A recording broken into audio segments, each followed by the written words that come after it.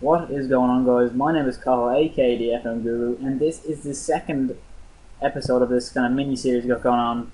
Should he stay or should he go? And this is in relation to transfer rumours going on in the last couple of weeks or months.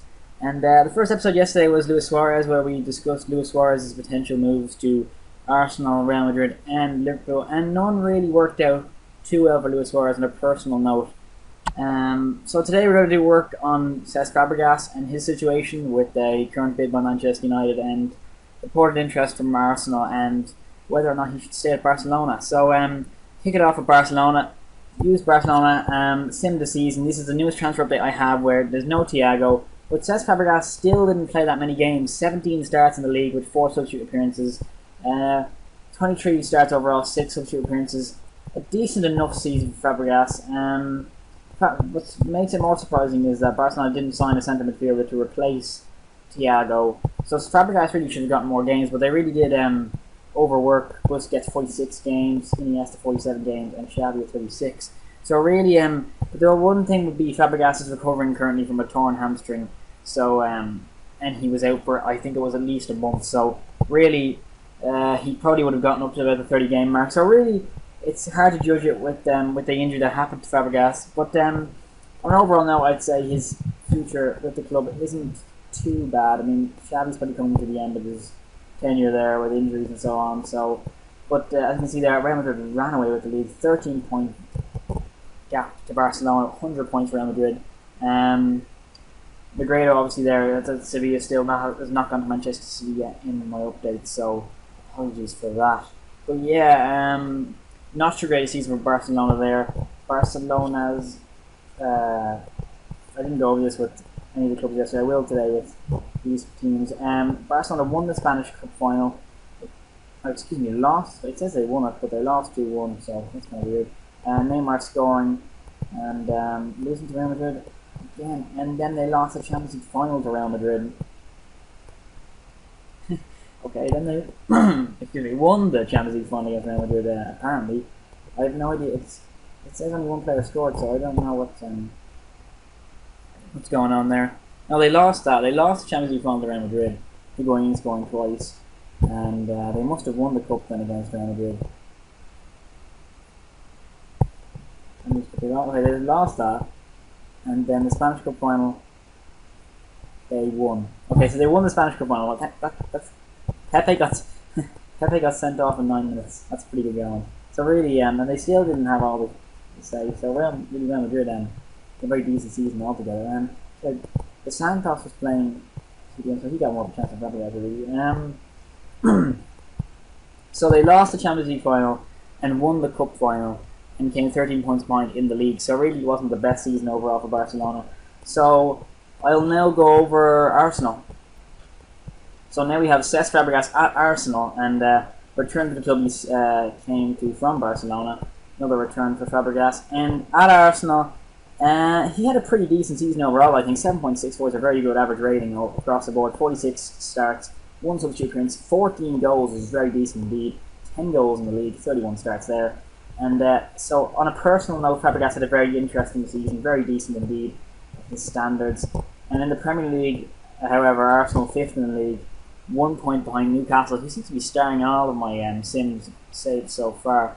But then, as you see there, Fabregas got a 4th average rating in the league, so he didn't do too badly at all. 1 point behind Newcastle, unfortunately for Arsenal. City win the league, United second, 6 point gap again, and 11 points in Newcastle. Really, the standard there was very poor indeed. And then Palace, Sunderland, and Cardiff. So I'll just go over and see if Arsenal won any trophies with their fixtures. See here they won their Capital One 4th round. Got out of the Champions League, I think. Yeah, the Capital One Cup semi-final. So they got to the Capital One Cup final and lost to Liverpool. The goal coming from Yarmolenko, and they must have signed. Decent performance by Fabregas, probably their best player. And they made it to the quarterfinals of the Champions League before getting knocked out by Dortmund. Monreal getting sent off there.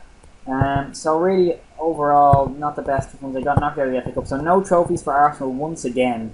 So Fabregas wasn't able to help them break that run. So, but the signs were that Fabregas was having a very good season, and they made it to within the quarterfinals of the Champions League. They made it to within 1 point of getting the fourth spot. So really, it's hard to judge. I mean, they have Oscar Ustari coming in, goalkeeper, a decent signing it looks like, and so yeah. One player coming in, Yamarenko, for 25.5 million. That's quite a lot of money, and they sold Park Ji-young. So yeah, it's hard to say really whether that was the right move for Fabregas, but we'll see now how he will fare with Manchester United. And I think you'll find this is pretty much a big surprise. Now, Cesc Fabregas at Manchester United. Now, what surprised me very much so with this was that Fabregas only started 20 games overall, 16 in the league. Had a very decent average rating, but didn't seem to get the games for some reason. And this seems to be the reason. Fractured wrist, kept him for 6 weeks in January, which wouldn't have helped his cause a lot, and a torn hamstring there for 3 months. So probably would have gotten more games. So his injuries really interrupted his season very much so. So I think he probably would have been first choice, but for that. But what made it interesting was their signing of Marouane Fellaini, which interesting. I think we would have partnered Fabregas in the middle. So yeah, then we're saying it's there as well, as you can see. So Manchester United only finished 4th in the league, as I'll show you now. But let's go over their transfers first of all. Ali coming in and Fellaini, and selling Michael Keane. Antonio Valencia got 31 million to Chelsea. That was quite ridiculous. And Hernandez to Bayern for 17.75, and Anderson has. So they only brought in 2 players, and they managed to make up 90 million worth of transfers with all those players going. That's very impressive. And Raphael to Chelsea for 29 million. Wow. Chelsea spent 60 million on Valencia and Raphael, the right hand side of the pitch. That's very weird indeed. I'm not sure how realistic that is, but yeah, so United finished 4th in the league, 2 points behind Arsenal. So Arsenal did better without Fabregas than with Fabregas for some odd reason. They're Boney with 21 goals for Swansea. So what can you say about that? There's no sense in Football Manager, seems to be what the general conclusion is of that. I don't know West Brom being very good, that's going to have, I think. But yeah, so Man City won the league there on goal difference in Chelsea. Well, that's breaking for them. Chelsea drawing against Swansea the last game of the season to cost them the title. So yeah, on a personal note for Cesc Fabregas, really, at United, I think he would have been a very good player had he not been for his injuries. He'd probably bounce back if he was the second season. At Arsenal, very good season for me by his personal standards. 10 goals in the league, 14 overall. At Barcelona, didn't get a chance to shine. Seemed to be left out of the team, but another injury there again curtailed his progress. So really, it's kind of the opposite of what happened with Luis Suarez, in the fact that I think he should be very happy with the performances of Cesc Fabregas, but he didn't seem to be able to back up with the general team. So really, general conclusion is just retire from football, or just join City. If you join City, you'll win the league and you'll probably still have good performances. So yeah, top tips coming from me since day one. So yeah, thanks very much for watching. I hope you enjoyed. Please leave a like if you enjoyed the video. Please take a look at the Luis Suarez video if you have the time, if you haven't already. Almost 1,000 views on that, so thank you very much for that. Please subscribe if you enjoy my videos, and hopefully have another one out for you in the next couple of days. So thanks very much for watching, and goodbye.